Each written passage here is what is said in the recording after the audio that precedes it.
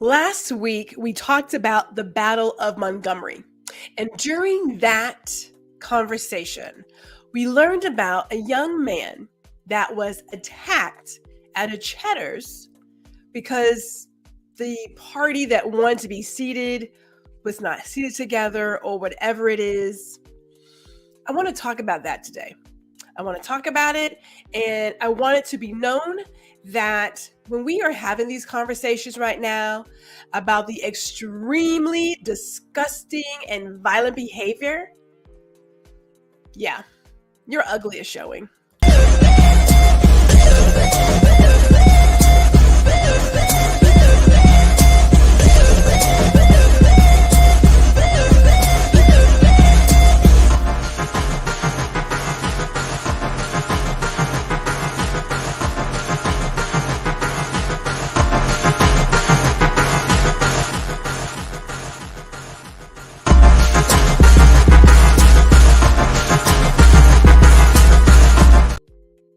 Oh, good afternoon. Good afternoon.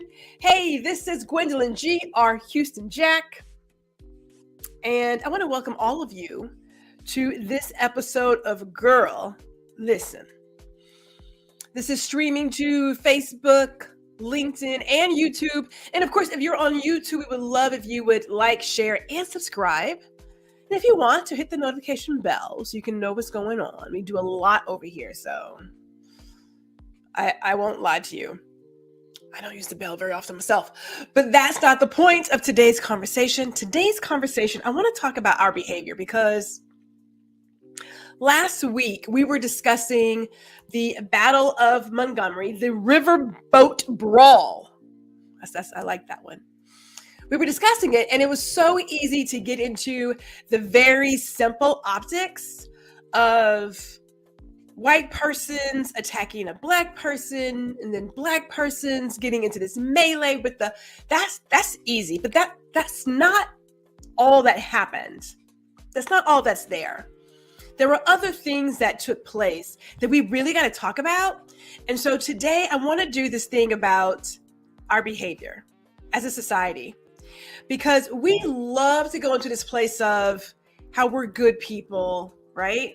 We are good people. What we saw those weekends ago, it was ugly on all the sides. It was ugly. And I say it again, it is so easy to see the very obvious white citizens versus black citizens. That's so easy, but that's not the real issue. It's not the real issue. The real issue here is entitlement. Entitlement, and in my opinion, a lack of emotional intelligence. This is where we are. People are doing some of the most disgusting things, and they're also slightly calculated because it's the people who are doing the attacking. Like that mob that attacked Mr. Pickett, yeah, they are thugs. They're thugs, but it was like what, 6 of them or something, and one guy. Right? The numbers were clearly not in his favor until other people showed up, because the young man who was helping him, that young Caucasian teenager, well, they just pushed it aside. They were like, we ain't even worried about you. Right? So he was, it was like 1.5 people versus like 6 or 7, whatever people. But the same thugs who attacked Mr. Pickett are the same thugs who attacked the young man at Cheddar's. The exact same thugs. It's not about ethnicity. It is so easy to see ethnicity first because, our eyes tell us. But you have to get beyond that and really look at the behavior that is happening and why it happened. It's entitlement. So if you have not heard this news report, 4 people, family members, they attacked a teenager, not another adult.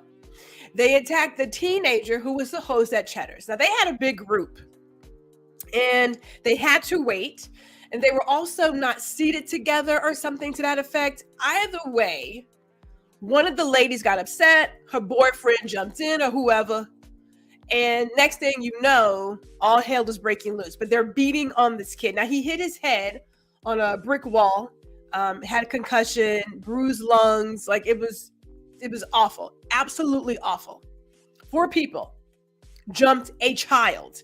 He is 17. Got the job, had been there about a month, I want to say, so that he could pay for his senior photos, his senior dues. He is now, of course, since quit. But he was just there doing his job. They didn't attack an adult. They attacked a child, right? The same thugs who attacked Mr. Pickett are the same thugs I'm talking about today. It's not about the ethnicity. It is the entitlement. It is the idea that people don't know how to control their emotions, their disappointment, whatever it is, and they're going to act out. And they're going to take this action on somebody else. Let me just step back real quick, because let's just make sure we're clear here. It's like a Saturday. And I don't know about y'all, but when you have a big party going out to a chain restaurant on a weekend, you're looking for a wait. You could be 2 people. You're looking for a wait. But now you got like a party of like, what, 10, 12?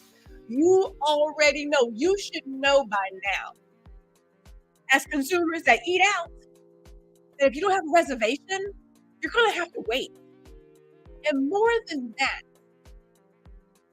step back real quick. More than that, you have a reservation, you're going to wait. So you got people who didn't have a reservation, walked in with a large group, want to know why they had to wait, want to know why they couldn't be seated together. It's so ridiculous that the only thing you can do is attack a teenage hostess because you're not happy. Ooh, you guys are real big people. It is that entitlement that people feel as if they can act and do whatever. Now, I know we talked about vigilante justice these past couple of weeks, and that when we get to our tipping point, we say, okay, in this one moment, I am going to do the unthinkable. I'm going to right the wrong. We'll take a look at that melee. Those persons who were on the boat, who witnessed their coworker and this man get attacked by that mob, said, we're not going to allow that to happen. Took justice into their own hands and gave them a taste of their own medicine. Okay? Is it right? By no means is it right. But in the eyes of our society, we thought they got what they deserved. It's a really weird place to be, which I'm going to talk about.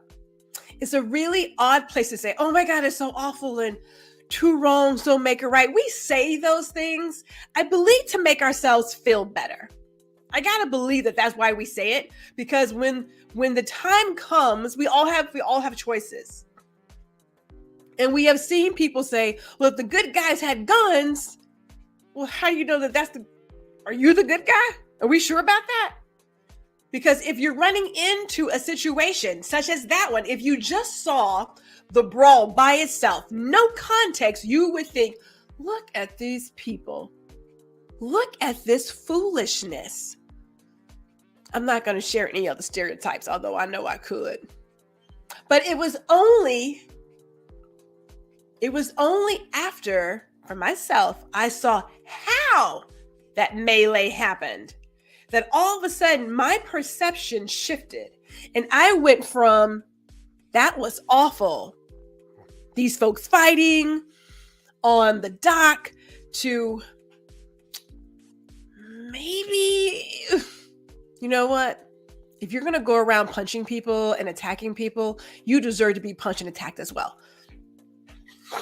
Does it sound awful? Shit, of course it sounds awful. Of course it does, because we're not those people. We don't do those things, right? We are not those people who promote violent behavior, who engage in such things. We are not those people. All right, let's talk about it, because I keep coming back to this place where when people talk about being authentic, it's almost as if you have to add all these extra asterisk to the conversation. When I talk about authenticity, I mean showing up as yourself who you are through and through. But that who you are, in my opinion, there is a certain level of emotional intelligence that is present. You are self-aware, very aware, but you wrap your arms around who you are. You don't fool yourself. Now, let me tell you a couple of things that I hate to hear. I hate it. Detest it. Detest it. Triggered by it. I'm not that person. It's just really, seriously. What also gets me, we're good people. We're not those people. My favorite, we're good Christian people.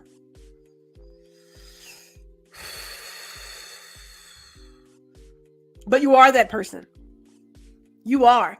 I'm not exactly sure when I realized that our society is fascinated with this unrealistic idea of being this super happy-go-lucky, ultra positive, never a bad thing to say person.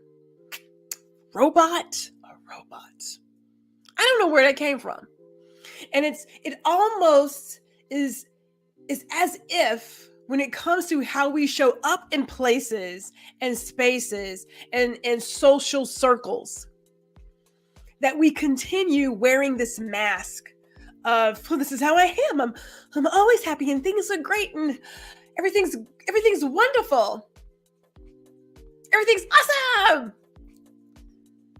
It's baloney. It's so ridiculous. It's not even close to being authentic. You know what's authentic? It's knowing that you have good days and bad days, knowing that there are moments when you want to just sing in the rain and moments when you want to just punch somebody in their throat. That's real. That is very real. I was chatting with my dear friend, my work husband, Ron. And I said, I don't know where people get this idea that good people don't use vulgarity and good people don't have these thoughts and good people don't do X and don't do Y. Let me tell you real quick. As a creative, I have a very elaborate vocabulary. Okay. We have a really good vocabulary. I don't have to use vulgarity. I choose to use it because it adds a little spice to my conversation. You know, those little, if you are a cook, if you're a chef, you know that you can use salt and pepper and you're fine. But sometimes when you are doing things, you use a little different spice for a little extra, in your dish. I use words the exact same way. And I will also say this, when I am making a point, beyond using the visuals of my face, the tone of my voice, the pace, I'm going to use some other words to get my point across. Because at that point, there's no confusion. Well, I thought she was happy, but I'm not so sure anymore. I'm not so sure. You know exactly where I'm coming from, right? So I know how words can produce understanding and feelings. Am I a good person? I don't know. I wouldn't say that I'm a good person. No, I don't like the term good. I don't believe that we have a good or bad. We live in shades of gray. We live in shades of gray, and I live in a world of knowing exactly who I am and what I am capable of, but also having the self-awareness that I get to choose what I'm going to say and do. I'm going to choose it. I don't have to lie to myself and say, I'm not that person. So let me tell you who Gwendolyn is real quick, because I remember sharing some words in a training session years ago. And we were talking about fight or flight. And there was a young lady who said, well, when I get really angry, I cry because I just feel like all my emotions are about to bust out of my chest and I cry, right? I said, well, when I get upset, I puts up a duke. Like I'm gonna probably punch somebody if I don't catch myself. I'm a fighter. And she looked at me with like shock and awe, like, oh my God, I can't believe that the woman who's been so nurturing and so welcoming and so giving and pouring into me is also the person who would punch somebody in their throat. Hello, I am that person. I am that person. So let me tell you something that Gwendolyn did years ago. I was at work helping a couple buy like a desk and some shelving, right? Beautiful couple, had a great conversation. Gwendolyn does what Gwendolyn does. They're like, oh my God, Gwendolyn, we love you, yada, yada, yada, blah, blah, blah. It's beautiful. Fast forward to the weekend when this couple is getting their order delivered. Now, I am working at a table packing other deliveries, and there's a young lady who is the sweetest person known to man. She really is sweet. I've yet to see her get angry. She's so sweet, like her teeth sweet. But I can hear this customer screaming and yelling and just being flat out ridiculous. And I'm not even close to her. I am like feet away. And I said to myself, this is crazy. Now I'm a manager, supervisor. So I go over and I say, hey, what's going on? So we put the lady on mute, not hold, put her on mute. Cause she's still, rah. She's like, she wants somebody to come to her home right now. Because when we shrink wrap orders, she couldn't get it unshrink wrapped. Like she didn't have scissors. She didn't have a knife. This is so difficult. You guys are awful. All these really ridiculous things. I'm just saying. She wants someone to come to her home right now. So I look at the screen and I said, oh my God, that's my customer. I just talked to this lady like a couple of days ago. She and her husband. This is not the lady who stood in front of me. This is not that lady. And she was just going. And so I said, you know what? I said, you tell her somebody's coming. And she's like, what? I said, you tell her we're going to send her somebody. And she's like, okay. So she gets on the phone. She's like, ma'am, I'm going to have somebody come out to help you. Let me just confirm your address, yada, yada, yada, blah, blah, blah. This is when Gwendolyn gets into that mode of, I don't like people who bully people. So I grab a pair of scissors, I grab a box cutter, I grab the company credit card, my company credit card. I got into a cab in New York City, went to this lady's house, okay? And all the while I'm thinking, this is the lady I helped just days ago who was sweeter than apple pie. Had a great conversation, so she opens her door and her body language looked as if she was ready to give the person coming to her house a talking to. And then she saw Gwendolyn. And then her body language shifted because now there was somebody she knew who could hold her accountable for her behavior. Never figured I would come to the house. She's like, oh my God, Gwendolyn, I'm so sorry. I'm just so frustrated. And, and we're doing these things and we're moving and we're doing this. And I just don't know. And oh my God, I feel so bad. And da-da-da. But do you really feel bad? Do you? Because up until that point, you had no problems talking to my colleagues, the people that I managed. You had no problems being disgusting and being rude and just acting entitled. No problems, because the person you were talking to, you would never see them in the light of day. And then someone you knew, the person who helped you purchase this product, came to your house. Now all of a sudden it's, oh my God, I feel so bad. Do you really? Because you're not that person. You're not the person who just acted an ass on the phone. You're not that person.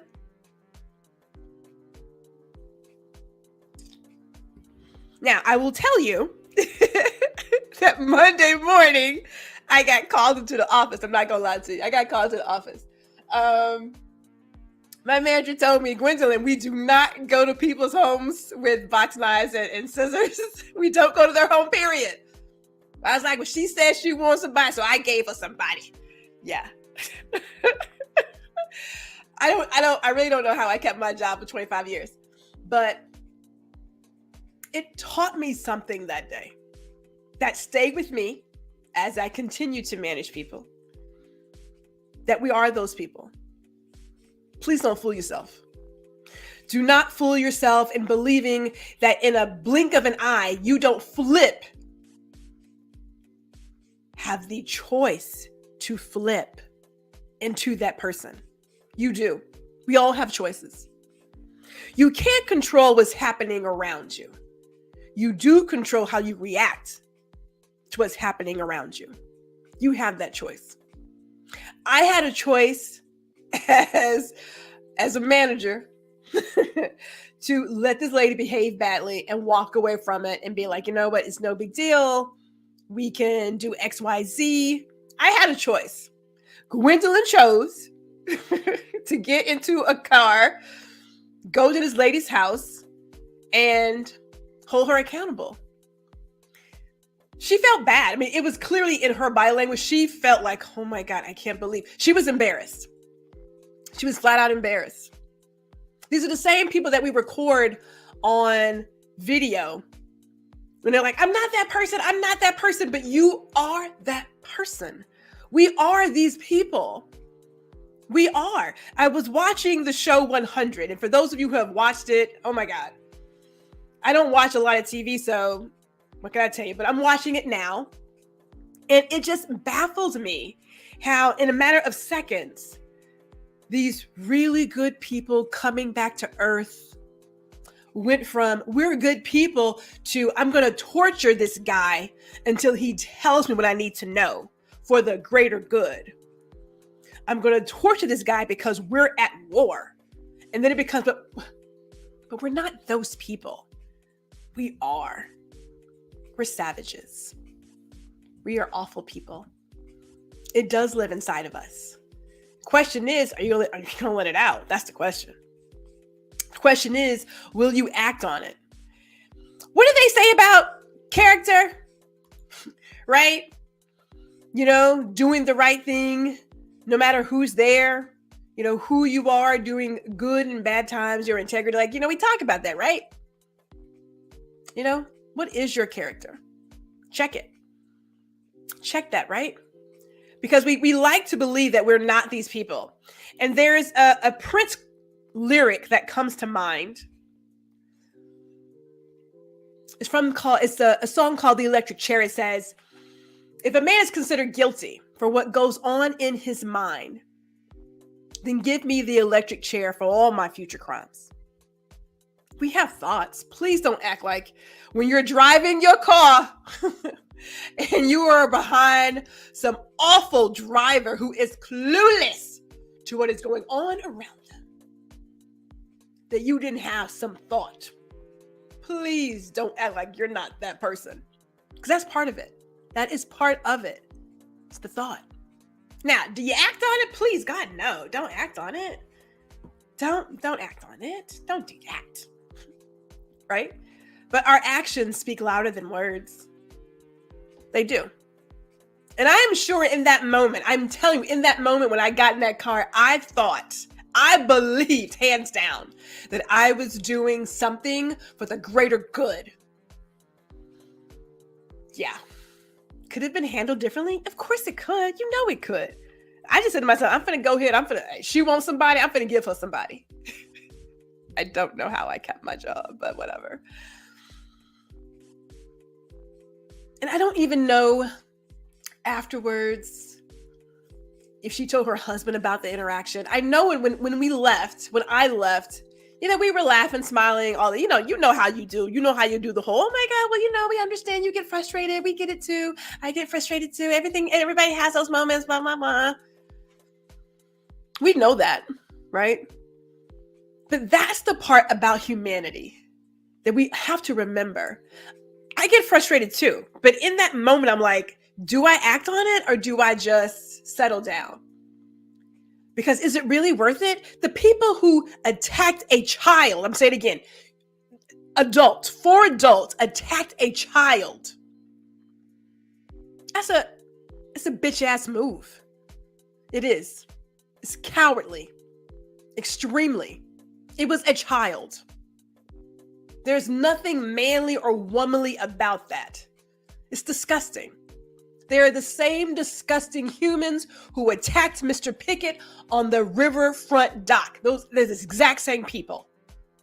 This level of entitlement that you can do whatever and say whatever. I'm telling you right now, the civil suit, I hope he gets his college funded completely. Go for all the coins, all of it. And if I'm not mistaken, there was a lady who was also fired, I thought from Cheddar's. Oh no, take it back. Different conversation. That was one with Applebee's and the cops had the wrong guy. That's it. You know what? Different conversation there. That's gonna be for another episode. Sticking with our entitlement, sticking with our ridiculous behavior, I want to talk about one last thing as we wrap this up, because we need to talk about it. As we are really focusing on wrapping our arms around who we are and being authentic. Like, if there's anything that I want to do, if there's anything that I want to leave this season of Girl Listen with, it is finding, really embracing authenticity. Not this, let me put on this mask today and shuck and jive and do the whatever, like the Care Bear stance. Like no, like be authentic. Grow your emotional intelligence to be able to look in the mirror and actually like who you see. What did Mike say about the man in the mirror? Starts right here. I'm talking to the man in the mirror. Isn't that what he said? I probably should get those lyrics. Put it in the comments. If you want to make the world a better place, isn't that where you start? Right here, ground zero. As I also look at authenticity and our obsession with being good people, I want to talk about something else that ends this conversation. And it's from Ephesians chapter 2, verse 8 and 9. It says, "For by grace you have been saved through faith, and this is not your own doing. It is the gift of God, not a result of works, so that no one may boast."